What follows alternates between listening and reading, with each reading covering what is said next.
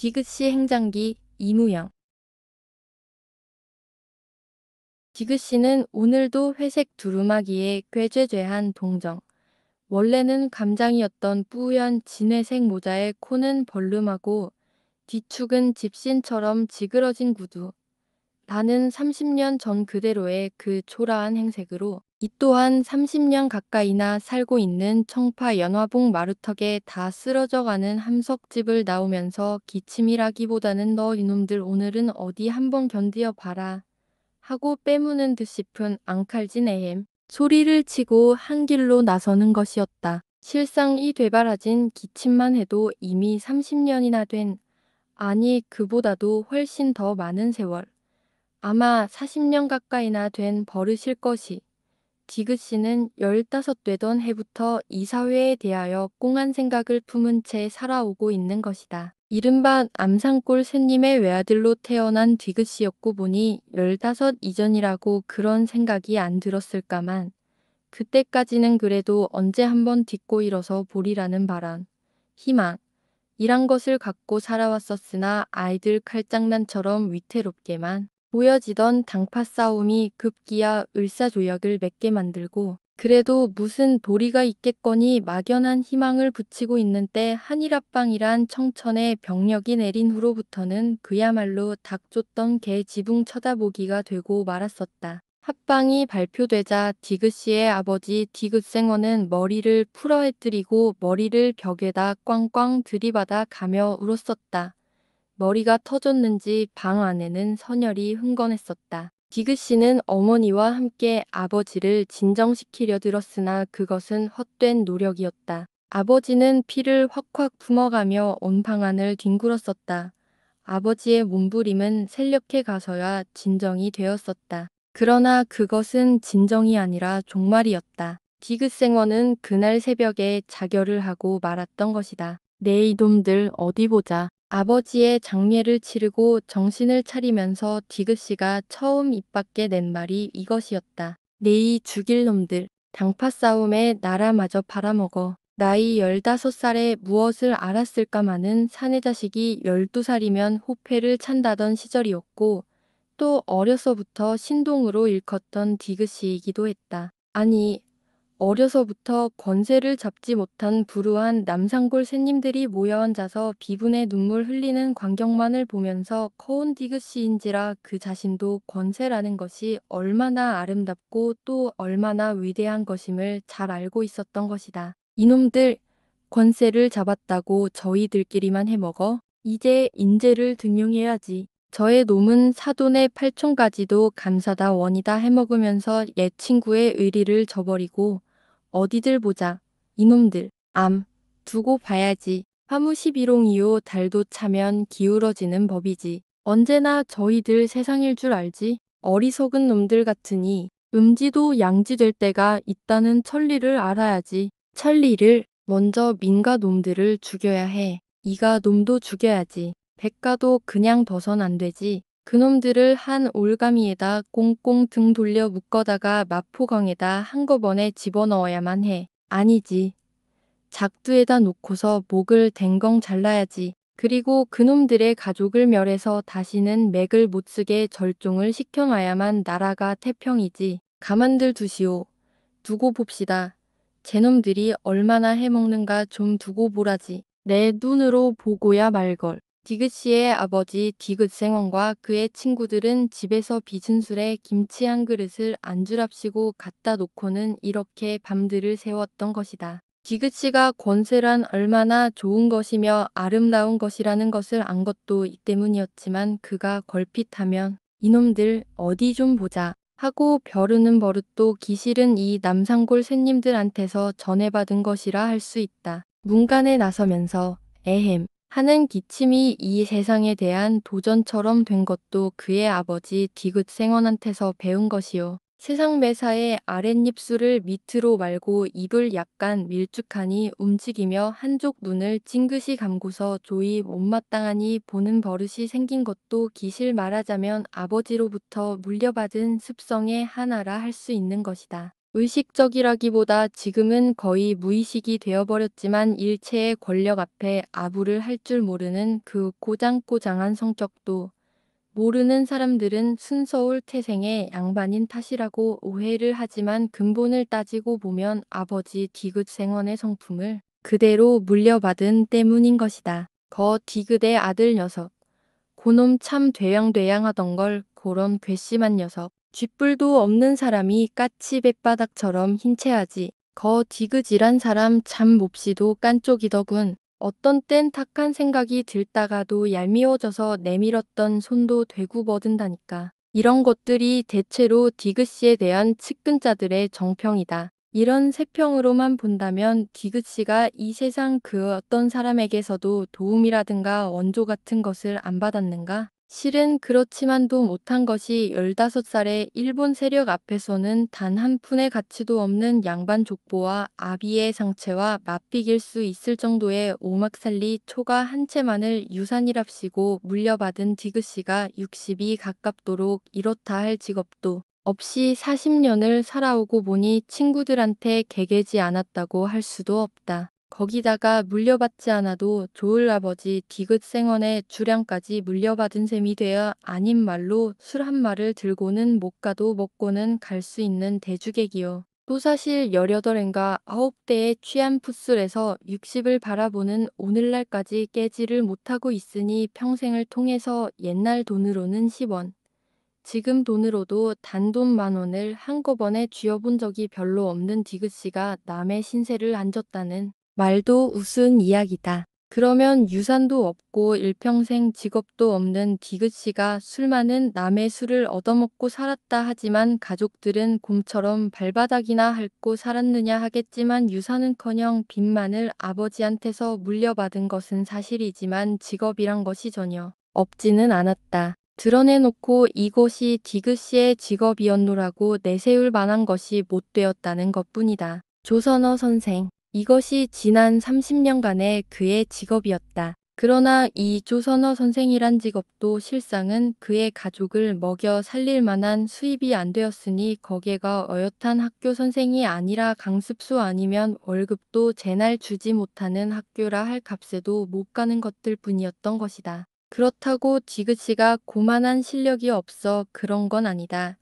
실력으로 친다면 우리 한글을 바로잡아 놓았다고 해도 과언이 아닌 주시경 선생의 수제자로 손을 꼽아도 좋을 만한 학자이면서도 보통학교도 다니지를 않았으니 첫째인가. 있는 고등보통학교에서는 쓰려야 쓸 수가 없었던 것이다. 디귿씨의 실력을 인정하는 시와 더벌유고부에서는 교장이 나서서 인가를 맡아주려고 애도 무진 쓰고 돈도 수월찮게 쓴 일이 있었으나 총독부 학무과의 말이 아무리 조선어 선생이라 하지만 국어도 모르는 사람을 어떻게 고보 교유로 인정을 하겠느냐는 것이었고 거기다가 디귿씨가 자신이 그까짓 외말만 배우는 학교면 오래도 안 간다. 이렇게 버티었던 것이다. 첫째 그 시학관 놈들이 미친놈들인 게 우리 조선말과 조선글을 외말과 외글로 가르치라는 건가? 실업의 아들 놈들. 제 말대로 하자면야 사람을 외글 가나로 써야겠는데 뭐라고 쓴담? 사람을 이렇게 쓴다 치고 제놈들 얼치기 글론 쓸 수도 없는 말은 어떡한다누. 닭, 솥, 할 이런 건 어떡한다지? 닭은 달은, 솥은 솥도 할은 하루로 이렇게 쓰나? 그럼 그건 또 그렇게 쓴다 치고서 해 같은 건 어떻게 쓸라노? 하이 이렇게 쓰나? 그럼 그건 팔이나 재가 되게. 아니. 대답도 되는군 그래. 기는 것도 되고 실업의 아들 놈들. 디귿씨는 술 한 잔만 들고 나면 벌써 이렇게 깐쪽깐쪽 되뇌는 것이었다. 이것을 보면 시가 일본말을 전혀 모르는 것도 아닌 성싶은데 한 번은 아나가치란 일어를 가지고 몇 선생들이 문득이 옳으니 일태면이 맞느니 하는 것을 옆에서 듣고 있던 디귿씨가 거 우리말로 하자면 모름지기란 뜻이 아닐까요? 이렇게 일러준 일이 있은 후로는 디귿씨가 일어를 모르는 것이 아니라 쓰지 않을 뿐이란 소문이 한동안 돌았었다. 바로 아나가치를 일러주던 그날이다. 디귿 선생, 그러지 마시고 정식으로 시험을 한번 쳐보시지. 영어 선생 리을씨가 이렇게 권한 것은 정령코 디귿씨의 강궁한 생활을 걱정하고 그의 놀라운 지식을 살리고 싶다는 호의에서였는데 디귿씨는 대학볕에 콩처럼 튀었던 것이다. 리을 선생, 무엇이 어쩌고 어쨌다죠? 네, 한 번 더 말씀해 주시죠. 잘 못 들었소이다. 디귿 선생, 노하셨습니까? 난 절대로 다른 의미는 아닙니다. 아니, 노엽고 반갑기는 말을 알아듣고 난 다음 이야기죠. 난 리을 선생 말씀을 채 못 알아들었소이다. 자, 한 번만 다시 말씀해 주시죠. 자, 그만두십시다. 디귿 선생, 다른 의미는 아니었으니까요. 한 번 말을 내면 끝장을 내고야 마는 디귿이었다. 그래도 그러시거든. 노엽긴요. 천만의 말씀. 뜻을 알아듣고 봐야 노엽든지 반갑든지 할 것 아닙니까? 하신 말씀을 미처 못 알아들었으니까 한 번만 더 말씀해 주십사 하는 거죠. 자, 뭐라고 하셨지? 확 자른 인두를 턱 밑에다 바짝바짝 들이밀듯이 바작바작 달라붙는 통에 이일 선생은 진담을 쭉 뺐었다. 자, 뭐라고 하셨던가요? 영어 선생은 기어코 한 말을 그대로 하고야 말았었다. 아이, 내 그렇게 깐족거리는 양반. 아주 진담을 쭉 뺐어. 리을 선생은 그날을 회상하고서 늘 이렇게 말하고 있다. 그렇다고 디귿씨가 일평생 강습소 선생 노릇만 한 것은 아니다. 두 고등 보통학교에서 교편을 잡은 일이 있다. 이 3년간이 디귿씨의 일생을 통해서 가장 황금 시대에 속한다 할 수 있을 것이니 두 학교에서 받는 월급이 50원은 되었고 동간에 있는 디귿 야간 중학교에서 10원, 그럭저럭 60원 돈이나 되었던지라 부인의 바늘질 품삯 하나에다 7식구의 목을 메고 살던 시절보다는 이웃집 말맞다나 용이 된 셈이었다. 물론 이 3년간의 정식 교원 생활이란 것도 히읗 후보의 교장인 기혁씨가 우리 한글에 대해서 지조가 깊을 뿐더러 비읍씨가 그때 한창 한글에 쌍시옷을 쓸 것이 아니라 시옷으로 쌍시옷을 쓰는 것이 옳다. 글이란 말의 기호이니 얼마를 찾을 것이 아니라 발음 나는 대로를 그대로 기록하면 그만이라는 궤변을 주장하면서 구락불안 간판을 걸고서 문화생도 모집하고 경제계, 체계 그리고 일본 정치기관인 총독부에 조선사람 고관들까지 꼬여가지고 시체 한글 운동을 일으켜서 총독부 항복과로 하여금 손뼉을 치게 했었다. 그래서 총독부에서는 막대한 기밀비가 나왔고 비읍씨는 그 돈으로 조선어 학회에 한글 바로 잡기 운동을 조장시키기 위한 기관지까지 내었었다. 기밀비의 대부분이 비읍씨의 술값과 기생회의비에 충당된 것을 안 것은 그 후 이야기였지만 하여튼 막대한 돈이 뿌려졌던 것이다. 이 비읍씨의 한글 혼란책에 팔을 걷고 일어선 것이 희우 고보와 지읒 고보의 두 교장이었다. 디귿씨가 인가 있는 이 두 고보의 강사로 취임한 것도 기실 그 3년 전부터였고 정말 비읍씨의 한글 혼란 운동이 본격적으로 벌어져서 조선어학회에 디귿씨와 물맞춤을 하게 되었을 때는 학무과에서 묵인을 취소했던 것이다. 말하자면 지읒, 히읗 두 고보의 교장이 디귿씨의 학설을 지지했기 때문에 디귿씨의 황금시대는 종막을 고한 폭이 되었다는 것이다. 하여튼 우리 총독 각하가 고마운 어른이셔. 내게 또 자유를 주시었거든. 학무과의 지시로 디귿씨를 파면하게 되던 날 교장은 자기 집에다 조그만 술잔치를 베풀어 송별의 뜻을 전했었다. 그 속상에서 디귿씨는 이렇게 파한대소를 했다. 사실 이것은 디귿씨의 허세가 아니었다. 고보의 3년간은 경제적으로는 디귿씨에게 큰 도움이 되었다고 하지만 정신적으로는 더 큰 괴로움을 주었던 것도 부인할 수 없는 사실이다. 첫째, 디귿씨는 다른 선생들과의 호흡이 맞지 않았다. 이 책임은 대부분을 디귿씨 자신이 져야 할 성질의 것이었다. 실수도 그렇거니와 얼굴도 올망졸망하게 생긴 디귿씨는 어떤 편이냐 하면 당기 적다고 하고 싶을 만큼 안 챘다. 같은 말도 팩 쏘아 붙였고 조금만 비위에 틀릴라 치면 그 사람한 눈을 이등변 삼각형으로 모를 지으면서 거 뭐라고 그러셨죠. 하고 따지려 들기 시작하면 누구든지 진담을 빼고야 만다. 다시 한번 말씀해 보시죠. 난 잘 듣지를 못했소이다. 이 3년 동안에 디귿씨는 학교 안에 그 어떤 선생과도 안 싸운 사람이 별로 없지만 이놈 저놈 소리까지 나게 한 것은 디귿씨의 한결같이 꾀죄죄한 두루마기 때문이다. 디귿씨는 일평생 양복을 입은 일이 없다. 중처럼 회색 두루마기에 회색 바지 저고리에다 신발도 친구 집에서 헝겊을 얻어 신으니 자연코가 벌름 들리고 뒤축이 짜부라진 것일 뿐더러 언제 보나 다 떨어진 것일밖에 없었다. 옷이 그렇거든 좀 깔끔하니 몸단속을 했으면 좋으련만 천성은 고양이처럼 깔끔한 디귿이면서도 그놈의 술이 늘 헤어진 걸레처럼 디귿씨의 깔끔한 성질을 후줄근하게 만드는 것이다. 디귿씨는 시학이 온다는 날 이외에는 학교에서도 절대로 술을 금하지 못했다. 그러니 자연정신도 맨송맨송하거니와 말쑥하니 양복을 차린 다른 선생들의 눈에 들 리가 없다. 아이, 저 디귿 선생한테 양복 한 벌 사주는 사람 없나. 말은 않지만 이렇게 바라기는 지읒. 희우 두 학교의 모든 선생들의 공통된 감정이었다. 못난 계집이 상 찡그린다는 격으로 이 디귿씨는 또 다른 선생들이 업신여기는 데는 질색이었다. 총독부에 이력서를 제출해서 인과를 받았다는 것이다. 난 일본말 할 줄 압니다. 일본 글도 쓸 줄 알고요. 어디 그뿐입니까? 일본 가서 일본 학교를 졸업했습니다. 거짓말이라고 생각하시거든 이 졸업 증명서를 보아주시지요. 이렇게 썼으렸다. 또 사상이 온건하고 품행이 방정할 뿐더러 일평생 단 한 번도 감옥에 간 일이 없사옵고 금치산을 당한 일도 없사오며 아무리 취중이라고는 하지만 이런 비웃음에 좋다 할 사람이 없었다. 그래. 내가 한복을 입었기로니 그게 당신들께 그리 큰 불명예가 될 게 뭐란 말이오.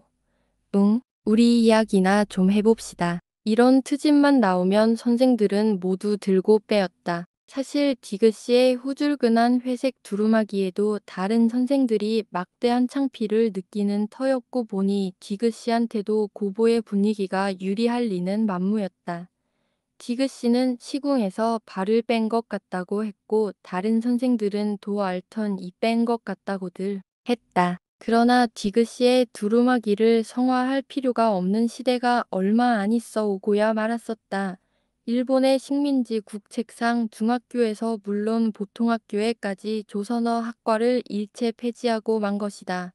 디귿씨는 완전히 이 세상에서는 소용없는 존재가 되어버리었다. 남처럼 자식이나 좀 일찍 둘 것이지 윗놈의 계집애들은 디귿씨 부인이 이렇게 한탄을 하면 디귿씨의 눈은 벌써 모가진다. 자식 있으면 자식 턱만 쳐다보고 살까. 어이구 참 기가 막혀서 세상 벙어리가 다 말을 해도 당신 일랑 잠자코 있어요.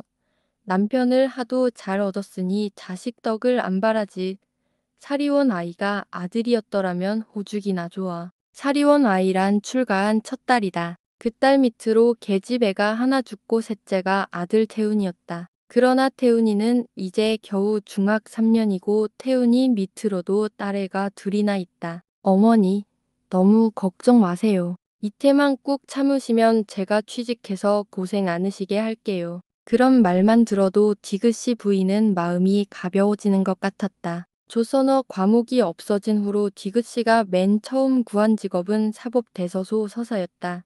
그러나 자신이 얻은 이 직업도 씨는 단 하루를 나갔을 뿐이었다. 일본 가나 쓰기가 죽기보다도 싫었기 때문이었다. 두 번째 얻은 직업이 그때 오직 하나밖에 없던 총독부 기관지 신문의 교정이었다. 세 사람이나 7령을 넣어서 석 달 만에 겨우 얻은 직업이었고 또 대우도 나쁘지 않았었다. 그러나 그것도 디귿씨는 보름 만에 팽개치고 말았다. 천황이나 황국 신민인이 하는 글자를 보기가 싫었던 것이다. 세 번째 얻은 직업이 복덕방집 주인의 서사였다. 복덕방 취직은 이렇다 할 수입은 없었다. 마침 집이 널어 팔리기는 했으나 몇 푼 안 되는 법정 수수료를 네 대씩 나누고 나면 외상술값도 채 모자라는 형편이었다. 맨 마지막으로 얻은 직업이 소위 필생이란 것이었다. 필생 모집이란 광고만 보고 갔더니만 약방에서 지방으로 보내는 봉투 겉봉을 쓰는 것이었다. 그러나 전쟁이 한창 복아치는 판이어서 약재가 없어 못 파는 터라 대부분은 봉투도 붙이고 약도 썰고 신역이 고된 데 비해서 보수란 시답잖기 짝이 없었다. 간신히 한 달을 채우고서 다시 복덕방으로 기어들었던 것이다. 거리가 없어 그렇지 그가 가져본 직업 중에서는 그래도 마음만은 가장 편한 것 같았다. 그의 태훈이는 중학을 마치었다. 그러나 이 믿었던 아들은 어머니와의 약속을 어기고 전문학교에 뛰어들어가고 말았다. 가정교사를 해서 고학을 하겠다는 아들을 말릴 도리가 없었다. 오냐, 부디 공부나 잘해라. 이렇게 말하는 도리밖에 없었다. 어머니, 미안합니다. 하지만 지금은 그까짓 중학쯤 나와 가지고는 도리가 없어요. 오냐, 잘했다. 아들도 집을 나갔다. 중학에를 못 가서 영욱이와 영희의 월사금은 없어졌다지만 태훈이의 용돈, 쌀값에, 나무에, 하루도 먹지 않고는 못 견디는 남편 디귿씨의 술값이 디귿씨 부인의 두 어깨에 내려덮이었다. 제발 술이나 좀 끊었으면 이렇게 바라고 핀잔을 주고 어떤 때는 윽박지르기도 하는 부인이었지만 초올초올하게 앉아서 손만 사악사악 비비고 있는 디귿씨를 보면 주전자를 들고 일어서는 부인이기도 했다. 약줄 잡수시면 그 대신 진지 안 잡수시니까 마찬가지지. 진지 대신이니까 이렇게 스스로 위안을 하는 부인이기도 했었다. 생에 대한 권리까지를 박탈당한 한글학자 디귿씨에게는 또 한 재난이 덮치었다. 일본이 태평양에서 개몰리듯 하게 되자 조선 동포한테도 군문을 열어준다는 구실로 전문 대학생을 모조리 잡아가게 된 것이었다. 디귿씨 부인이 졸업날을 손꼽아 기다리는 태은이가 학병이라는 이름으로 빨간 쪽지를 받았던 것이다. 디귿씨 부인은 미쳐서 날뛰었다. 종일 울었다. 울다가 지치면 얼빠진 사람처럼 멍하니 앉아만 있었다. 디귿씨는 또 다른 의미로 펄펄 뛰고 있었다. 디귿씨는 아들을 불러앉히고 다짐을 받았었다. 너 죽어도 나가선 안 된다. 죽어도 만일에 나가면 내 자식이 아니다. 안 나가지. 네, 그래야지. 그래야 내 자식이지. 학병이라니. 사내 자식으로 태어나서 놈들한테 총은 못 겨눌지언정 놈들을 위해서 총을 메고 쌈터로 나가? 죽음터로? 이놈들이 지게 되니까 우리 젊은 애들이나 갖다 죽이잔 수작이지. 죽일 놈들 튀어라. 튀어. 튀어. 튀다니. 튀긴 어디로 튀어요? 바늘이라고 옷깃으로 들어가겠수. 귀뚜라미라고 벽틈으로 들어가겠수. 튀어. 튀어. 어디로든지 튀어. 디귿씨는 거품을 부걱대며 서둘렀다. 그렇잖건 칼을 물고서 엎드려서 죽어라. 사내 자식으로 태어났다가 원술 위에서 죽다니. 태훈이는 튀료량이었다. 디귿씨 부인은 벌벌 떨면서도 아들의 탈출 준비를 갖추었다.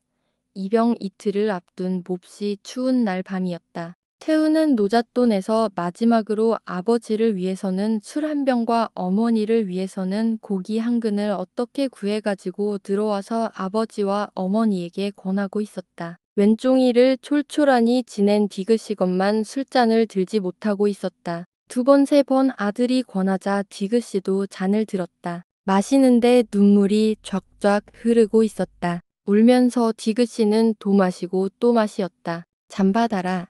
아비가 처음 주는 이 술이다. 어쩌면 이 술잔이 마지막이 될지도 모르는 술이다. 아니, 이 술 한 잔이 내 목숨을 구해줄지도 모르지. 자, 받아라. 태우는 느끼며 받아 마시었다. 어머니도 울고 아버지도 울었다. 누이들도 울었다. 술병이 드러난 때 태훈이는 일어섰다. 갑니다, 아버지. 태우는 아버지 앞에 절을 했다. 어머니, 갑니다. 어머니는 절을 하는 아들을 끌어안고 뒹굴었다. 가다니, 태우나, 예약, 태우나. 그러나 가지 않으면 안 되는 아들이었다. 보내지 않으면 안 되는 어머니였다. 무슨 짓을 해서든지 목숨만은 살아있거라. 이렇게 아들은 떠났던 것이다. 그러나 태훈이가 간 곳은 군문이었다. 피신을 단념하고 웃으며 소집에 응했던 것이다. 디귿씨 부처는 태은의 동무가 전해준 편지를 보고서야 처음 알았었다. 아버님의 영을 어긴 불효를 용서하십시오. 이 자식이 못나서는 아니옵니다. 비겁해서도 아니옵니다. 첫째는 저의 실종으로 아버님께 큰 화가 미친다는 것을 알았기 때문이었고, 둘째는 전지에 가면 정말 도망할 기회가 있음을 알았기 때문이옵나이다. 아버지는 슬퍼하실 줄 아옵니다. 그러나 후에는 아버지께서 반드시 저를 칭찬해 주실 줄 믿사옵고 있사옵니다. 이런 뜻이었다. 내버려둬라. 저도 생각이 있겠지. 디귿의 자식이란 생각이야 없을라고. 자, 인저 생각을 다신 말자고. 태우는 달포 만에 사내관으로 떠났다. 엽서가 석장. 한 달에 한 번, 두 달에 한 번. 그리고 바로 뒤미쳐서 모 방면으로 이동한다는 소식을 마지막으로 서신이 딱 끊기었었다. 헌병대에서 여러 번 수사를 온 것으로서 탈출에 성공한 줄만을 알고 있을 뿐이었다. 디귿씨의 생활은 여전히 어려웠다. 아니, 그 어려움이 날로 심해가고만 있었다. 머슴 애들을 잡아가더니만 이번에는 계집 애들을 잡아간다. 정신대란 명목이었다. 굶주림과 불안과 아들을 잃은 슬픔 속에서 겨울이 갔고 봄이 왔고 또 여름이 왔다가 가려고 할 무렵이었다. 1945년 8월 15일과 함께 해방의 종소리는 삼천리 방방곡곡에 우렁차게 울렸던 것이다. 아, 디귿씨는 눈물을 쏟았다. 긴 36년이었다. 오늘까지 살기를 잘했다.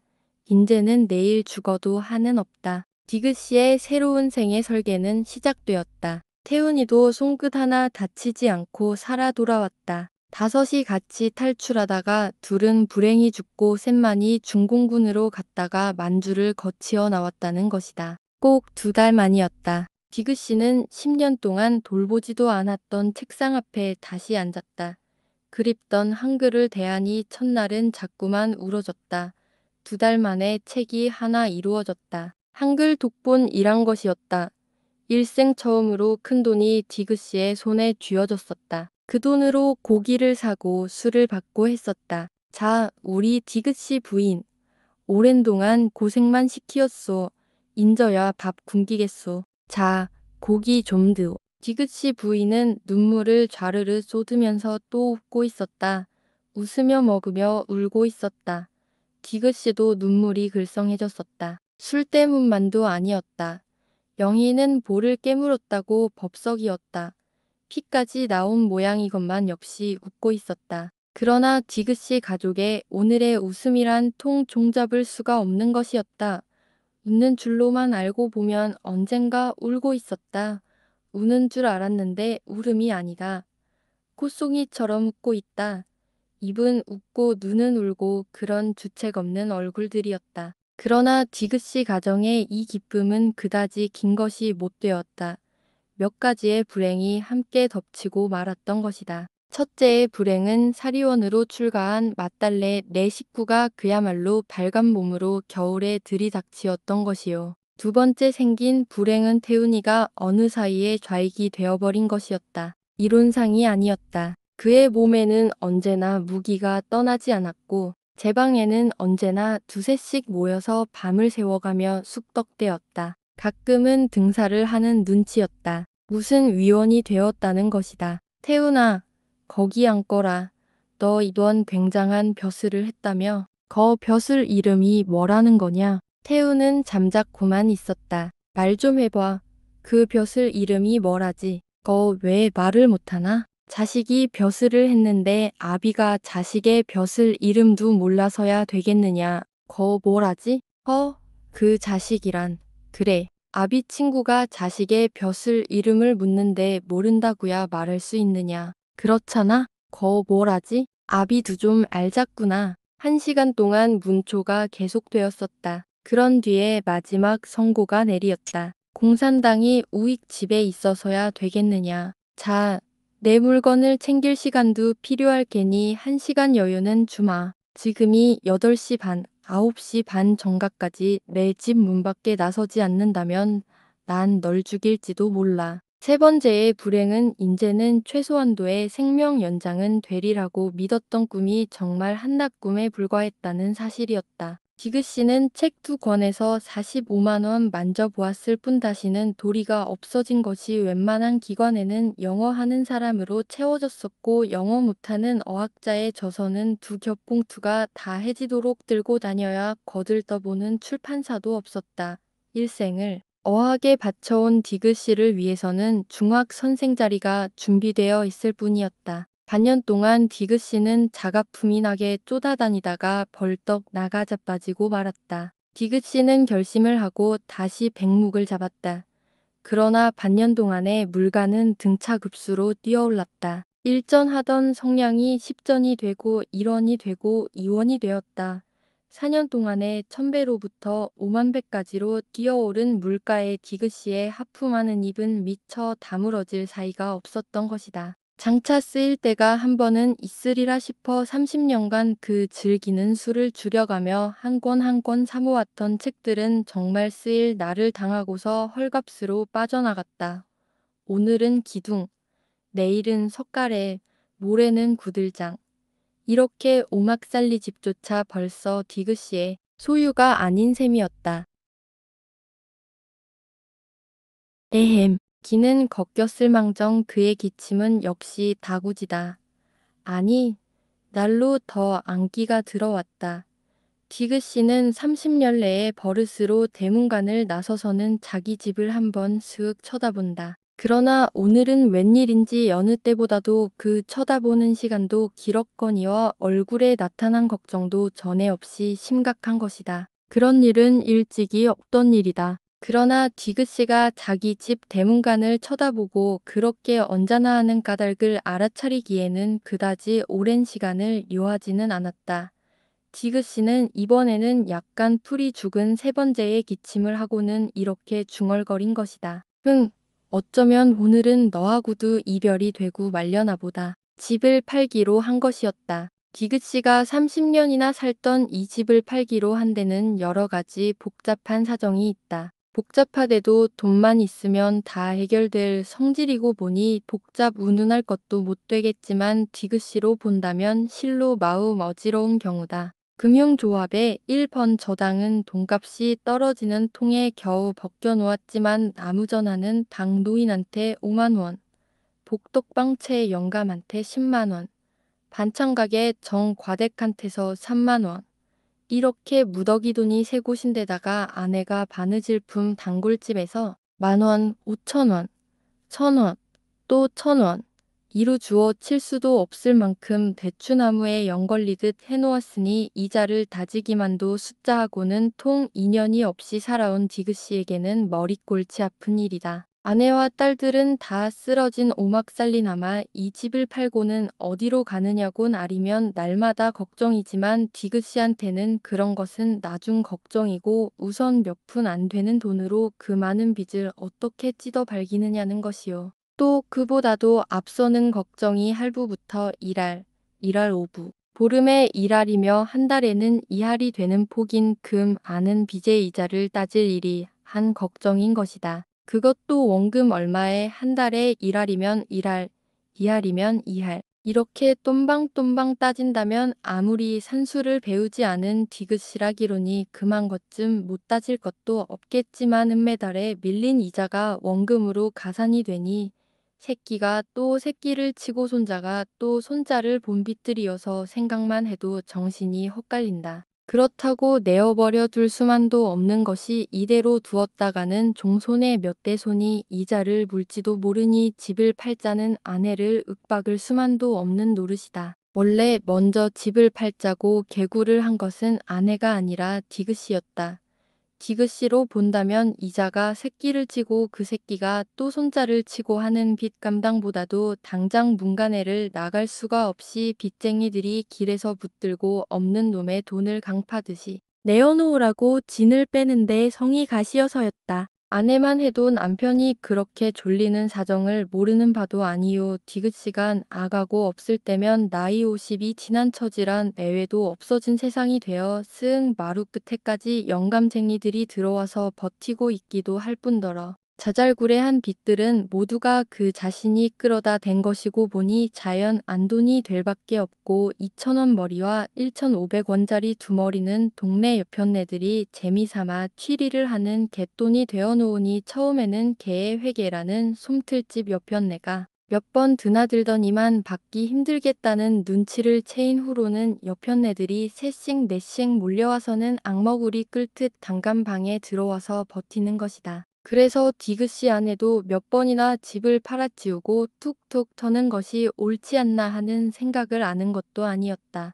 그러나 막상 팔고 나서 말만큼씩한 두 계집애들을 끌고 어디로 가느냐 생각을 하면 기가 막힌다. 그래서 남편의 입에서 집을 팔자는 말만 나오면 펄쩍 뛰어 보였던 것이다. 글쎄, 그 분수 좀 그만 떨어요.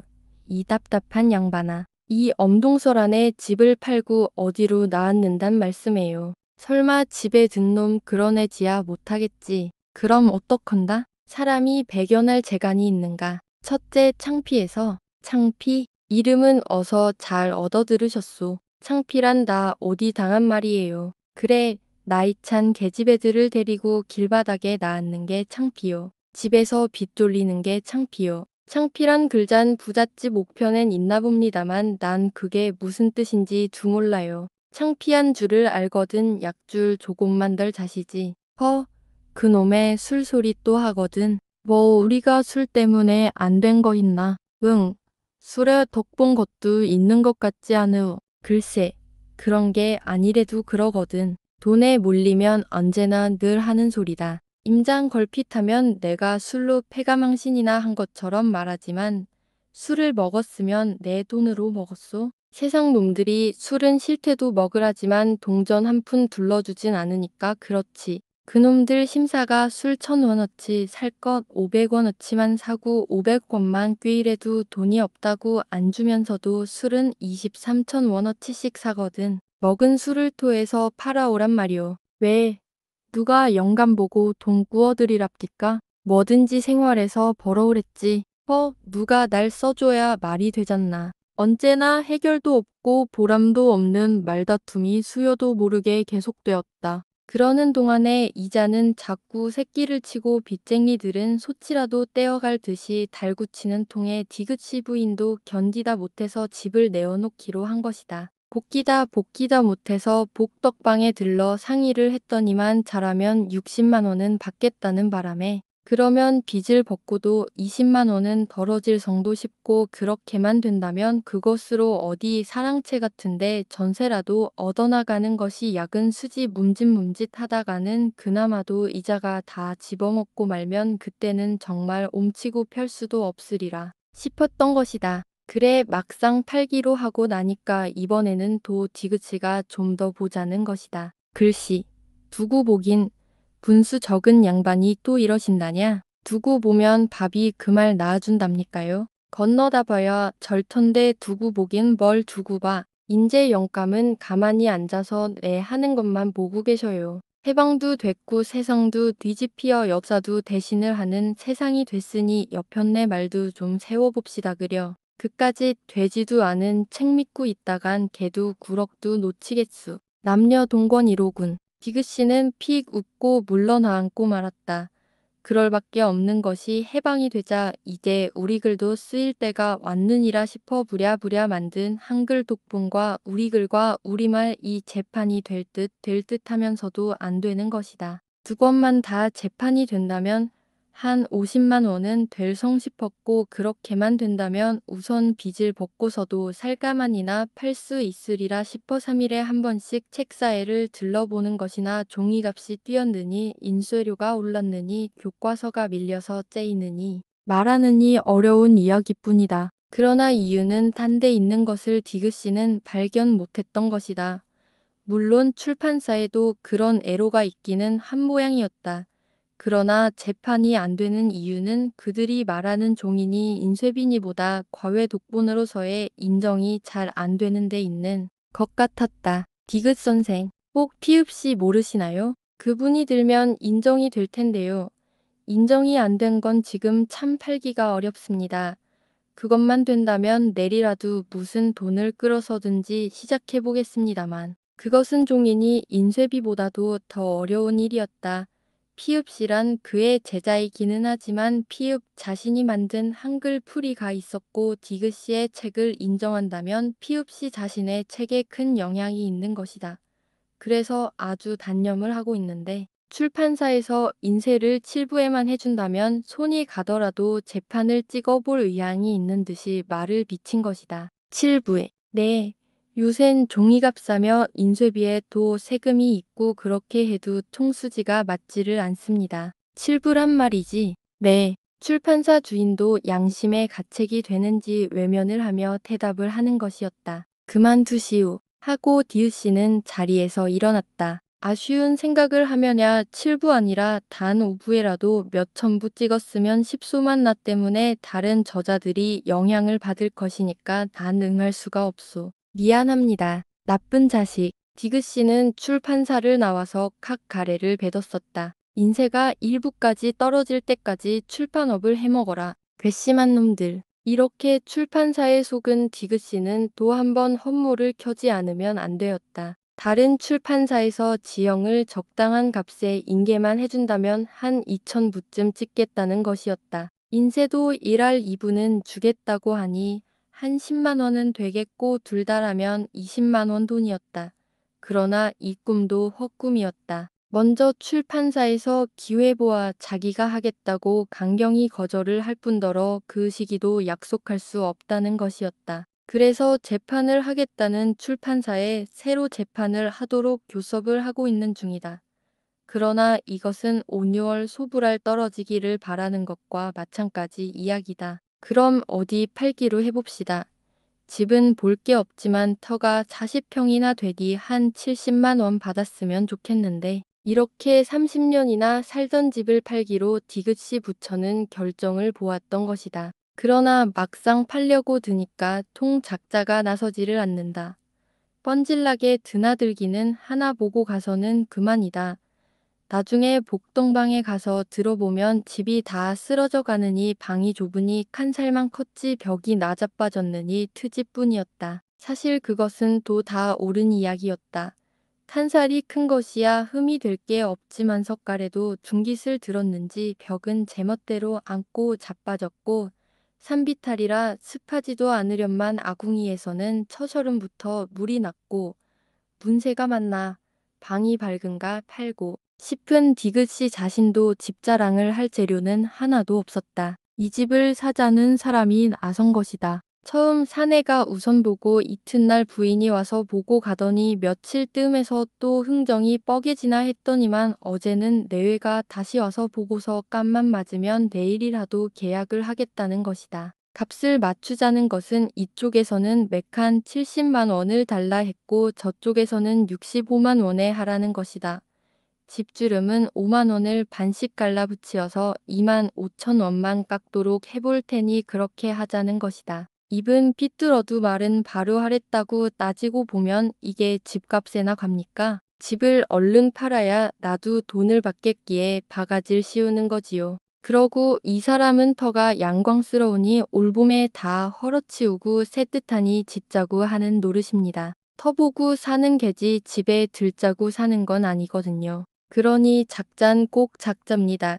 더 버티다간 아주 놓칠이다. 집주름 말도 제 욕심만 차리는 말로만 들을 것은 아니었다. 2만 5천 원쯤은 깎아주지. 디귿씨의 배짱은 벌써 정해져 있는 세음이었다. 채광이 좋건 나쁘건 아궁이에서 건수가 나건 말건 26해 동안 우리의 디귿씨가 몸을 담아 있던 연화봉의 함석집은 세계 정신의 상징인 유엔 감시하의 역사적인 남한만의 10선거가 거행되던 5월 중순에 날아갔다. 시시각각으로 늘어가는 빚도 빚이었지만 한 번 팔기로 마음을 작정하고 난 후부터는 지금까지는 몰랐던 집의 흠이 자꾸 눈에 뜨였고 몸담아 있을 때는 그렇게 눈에 뜨이지 않던 사소한 주택으로서의 결점도 자꾸 돋보이기만 해서 온 집안이 집을 팔지 못해서 성화를 되었지만 막상 떡 팔리고 나니 장차 집을 내어놓고 어디로 갈 것이냐는 일찍이 한 번도 경험해보지 못한 집 없는 서름이 괴물처럼 엄습해오는 것이었다.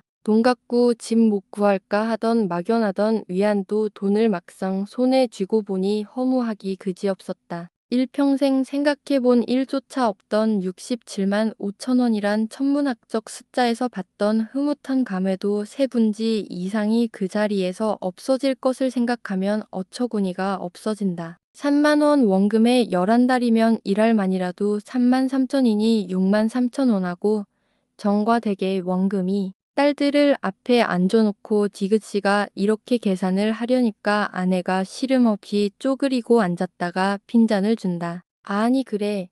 그 사람 내가 일할 이자만 쳐받겠답니까? 우선 일할만 다져보잔 말이지. 건 뭐하러 그래요.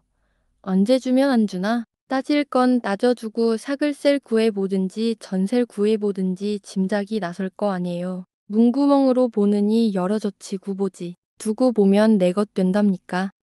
인저 그만해둬. 그만해 두긴. 얘들아, 비켜라. 내부를겐 와봐. 이런 싸움 끝에 모조리 주워치고 나니 40만 원이면 될 줄 안 것이 48만 원 각수다. 끽 남아야 20만 원이 채 못 되는 푼수다. 그래도 그것이나만 암기가 다행이요. 디귿씨는 이렇게 말하며 속으로는 술 한 잔에 50원 치면 그만해도 400잔 값이나 대포로 계산한데도 200잔은 되느니라 속셈을 따져보는 것이다. 그렇다고 디귿씨가 이 집한 돈으로 술을 먹어치우자는 것은 아니다.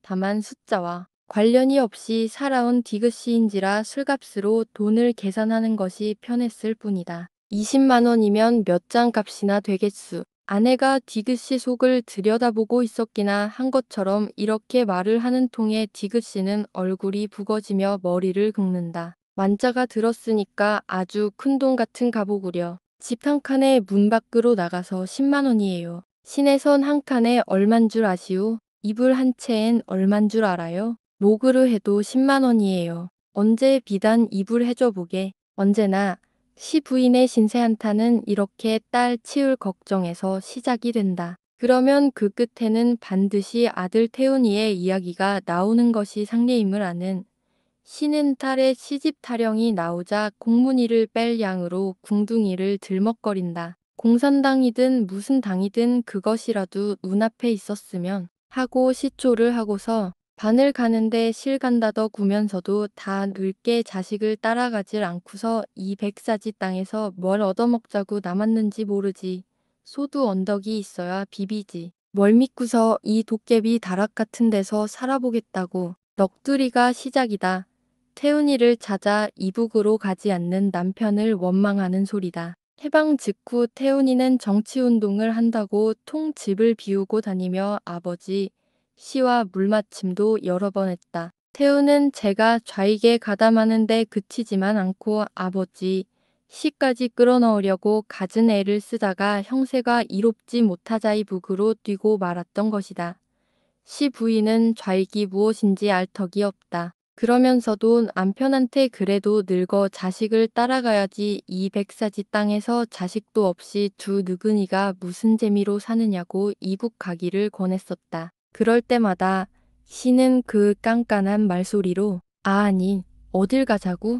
응 어디를 이북으로 걘 따라가잔 말이에요. 그래 이북이란 데가 어디 붙은 나란가? 인도 남쪽이던가 불란서 동쪽이던가 어느 쪽이요. 이런 식으로 깐족깐족 된 회일 뿐 나중에는 자식이 들어와도 통대하지도 않으려 한다. 그러나 기어코 부자는 물마침을 하고야 말았다.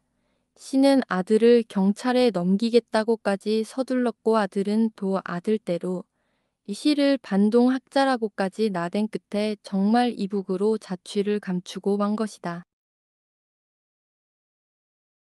시는 무능하고 보수적, 아니 사상적으로 너무도 무색, 한 아버지를 버리고 이북으로 탈출했던 아들 태훈이가 집에서 기다리는 줄도 모르고 있었다. 아니 설사 알았다 한데도 지금의 시한테는 몰랐던 것이나 진배 없었을 것이다. 그만큼 시는 취해 있었다. 시가 자기 집안이 이미 남의 집이 되어 있는 에 다다른 것은 새벽 1시가 훨씬 지나서다. 평시 같으면 10분 내외밖에 걸리지 않을 연화봉 고개를 올라오는 데만 거의 1시간이 걸렸던 모양이다. 비는 그때까지도 억수로 퍼붓고 있었다. 우비도 없으니 노다지로 비를 맞을 수밖에 없는 데다가 오줌까지 절절 싸대었으니 당목 겹바지 저고리가 청 그린 양 휘감길밖에는 없다. 대님이나 풀어졌으면 하련만 발목에 자국이 나도록 야무지게 매는 것이 시의 버릇이다. 버릇이라기보다는 그의 성미다. 그러니 겉에서 베어든 빗물에 팅팅 부른 옷에서 흘러내리는 물에다 오줌까지 싸대었으니 바짓가랑리에 물이 고일 밖에는 없다. 에이, 빌어먹을 다리는 왜 이리 무겁담? 무슨 놈의 가을비가 장마철처럼 쏟아지는구. 씨는 여전히 투덜거리며 연화봉 마루터까지 올라섰다. 이 군소리 끝에는 반드시 남의 가랑이 속에다 오줌을 산다고 욕설을 했으련만 그런 말이 없는 것을 보면 벌써 오줌 사건은 잊어버리고 만 모양이다. 정말 씨는 그런 사람일지도 모른다. 그렇지 않았다면 아무리 취중이라도 많은 가솔이 우로를 피할 수 있는 오직 한 채의 집을 팔아서 마지막으로 술을 먹어치웠다는 의식이 전혀 없을 리는 만무할 것이다. 그러나 씨는 조금도 그것을 뉘우치지도 않았고 생각해 보려고도 않았다. 내일부터는 전 가솔이 거리에 나앉지 않으면 안 된다. 가솔뿐이 아니다. 씨 자신 내일부터는 가마짝을 덮고 남의 집 주녀 곁을 찾아가지 않으면 안 될 것이다. 그러나 씨는 오직 유쾌하기만 했다. 어제까지도 자기가 들어가서 살던 집이 오늘부터는 내 뱃속에 들어갔거니 생각하니 통쾌하기만 하다. 지금처럼 막걸리만 먹는다면 아직도 달포는 될 수 있을 술미천을 불과 두어 시간에 툭툭 털린 생각을 하면 분하기도 하련만 씨는 그런 생각은 해볼 염량도 않는다. 아니, 술이 깨어 정신을 차렸더라도 씨는 그것을 후회하지는 않았을지 모른다. 씨는 잃었던 청춘을 다시 찾은 것처럼 기쁜 모양이었다. 집 한 채가 통째 날랐건, 바지 저고리가 물투성이가 되었건, 오줌을 쌌건 말건 그는 오직 기쁘기만 한 모양이었다. 멋이 어쩌구 어째, 뭐 집도 없다고, 없으니 어쩌란 말이지. 취중이라고 해서 깐족대는 습관이 없어졌을 리 만무다. 씨는 걸음을 멈추고 바다의 고기 잡니 불처럼 몇 개의 전등만이 껌벅이는 장안을 내려다본다. 아니 그래, 내가 집이 없으면 제놈들이 사줄 테니 걱정인가 말야. 집이 없어도 내가 없고 술을 먹었어도 내가 먹었고 늙은 놈이 젊은 계집애들 돈푼 좀 주기로니 아니 어떤 놈이 시비야. 응, 시비할 조건이 안 되잖아. 집을 팔아 술을 먹으면 가솔은 어쩌느냐고. 웬 걱정이야. 웬 걱정이냐 말야. 내 처가 제놈들 처란 말인가. 남이야 집이 있건 없건 도시 참견할 조건이 안 닿는단 말이거든. 그렇지 않은가, 이 사람. 씨는 눈병 앓는 사람의 상판처럼 지저분한 서울 장안을 내려다보고는 이런 소리를 투덜댄다. 비는 아직도 여전하다. 그래도 우리 씨는 집만은 제대로 찾아갔다. 집에 이르니 일강문이 꽉 닫혀 있었다. 이러니 저러니 해도 30년간 정든 집이었다. 문전에 서니 문득 정신이 든다. 내일부터는 어느 집 문전에 가서 서야 오르냐는 생각에 씨는 잠시 멍청해지고 마는 것이었다. 헛헛헛헛. 씨는 어이가 없어 웃어본다. 방공호도 한 개 마련해놓지 않고서 홀딱 마셔버렸단 말이지. 흐흐흐. 격에도 안 맞게 시리 카페란 델 다 가고 아이들은 떡 한 개를 못 얻어먹어 껄떡하는데 100원짜리를 막 뿌렸단 말야. 흐흐흐. 일각 대문 고리를 붙들고 씨는 허들겁스럽게 웃고 있다. 눈물은 울 때만 나는 것이 아닌가 보다. 분명히 통쾌해하고 흥겨워하는 씨의 양볼에는 눈물이 철철 흘러내리고 있었다. 씨는 문을 두드리며 딸의 이름을 불렀다. 양철 지붕인지라 빗소리가 집어삼킨다. 세 번째서야 대문이 열렸다. 물론 얼굴도 보이지 않았다. 그러나 말소리는 분명히 아들의 음성이었다. 이북에 가 있어야 할 아들 태훈에 내가 누구냐? 접니다. 태훈입니다. 아버지. 태훈이? 내가 돌아왔구나. 내가. 씨는 팔을 내민다는 것이 몸까지 기울여 버렸다. 술 기운으로만 버티다가 술이 깬이 되레 기운이 폭 죽는 모양이다. 술로만 일생을 살아온 시다. 취해 있는 동안만이 오히려 몸과 마음의 중심이 잡히는지도 모를 일이었다. 씨는 아들의 팔이 닿기도 전에 일강문을 짚고선 아동그라졌다. 문짝이 안으로 열리면서 문지방에 허리를 걸치고 말았던 것이다. 이 우중에 우비도 없으시고서 하고 아들이 아버지를 일으키며 하는 소리다. 울도 없이 사는 인생한테 우비쯤 있단들 뭐 그리 신통할까 보냐. 침을 뱉듯 시에 하는 말이다. 시 자신은 휙 해내던진 말이었지만 아버지의 일생을 보아온 아들한테는 가슴이 아픈 말이었다. 해방 전에 시의 생을 치욕의 생이었다고 한다면 해방 후에 그의 생은 굴욕 그것이라 하여도 과언이 아니었다. 씨는 적치 동안 깨끗이 살겠노라 갖은 애를 써왔었다. 아니, 이렇게 말한다면 오히려 씨를 모욕하는 말이 될지도 모른다. 씨가 그런 것을 의식하고 살아왔던 것도 기실은 아니다. 생리가 요구하는 대로 살아왔을 뿐이었다. 일인한테 머리를 숙이지 않고 치욕의 묵을 먹지 않고 산다는 것. 그것은 그의 생리였다. 이 개인의 생리가 민족의 생리와 우연히 합치되었을 따름이었다. 8. 15는 민족을 해방시켜 두었을 뿐 시를 굴욕의 쇠사슬에서 벗어나게 해주지는 못했었다. 아들은 이 고명한 어학자가 해방 후 생활을 지탱할 길이 없어 군밤 장사를 할 계획에 몰두했던 일이 있었음을 잘 알고 있다. 군밤 장사가 불려야자 국어 독본이나 만들겠다고 갖은 애를 쓰고 다니는 것도 보았었다. 그러나 둘 다 여의치 않았다. 군밤 장사는 수지를 맞추자면 30, 40리 밖에 가서 밤을 사와야만 하기도 했거니와 그때에 시에게는 힘에 겨운 자본이었다. 교과서는 구식 어학자란 이유인 모양이었다. 요새 팔팔 뛰는 젊은 사람들이 나와서요. 두 출판사가 똑같은 말을 하고 있었다. 그러나 이유는 단데 있었다. 교과서는 군정 문교부의 허가를 맡아야 한다. 이 허가는 책의 가치가 결정짓는 것이 아니라 교재가 결정권을 갖고 있다는 것이다. 아들은 도 아버지, 시가 군정청에 드나든 것도 알고 있었다. 국장, 과장은 모두가 시의 제자들이었다.